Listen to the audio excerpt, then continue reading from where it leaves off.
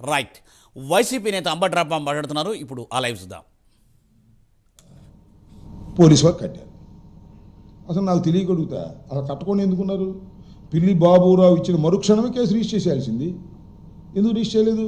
మళ్ళీ కోర్టుకు వెళ్ళాల్సిన అవసరం ఏంటి? నేను మొన్న వెళ్ళినట్టుగా. ఎప్పుడైనా ఈ భారతదేశంలో చట్టం ఏం చెబుతుందంటే, ఎవరైనా ఒక కంప్లైంట్, ఒక నాన్ కాగ్నిజబుల్ అఫెన్స్ని ఎవరైనా పోలీసు వారి దృష్టికి తీసుకువెళ్ళినప్పుడు, whether it is oral or reduce in to writing, immediately they have to register the case.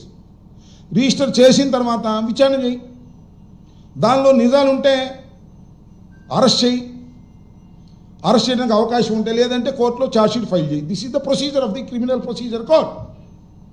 ఇవాళ మా మీద కేసు పెట్టారు. సరే, ఎట్టకేలకు కేసు రిజిస్టర్ చేశారు.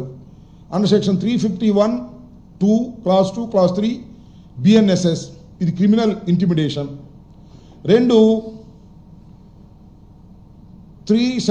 సెక్షన్ 35 BNS, జనరల్ అంటే ఉద్దేశపూర్వకంగా ఇంటెన్షన్తో చేసిందని. అట్లాగే SC/ST atrocities act section 3 class 1 class R class 5 ఈమె చేశారు. మంచిదే, నాకేం అభ్యంతరం లేదు. చేశారు, రిజిస్టర్ చేశారు, పేపర్లో వచ్చింది.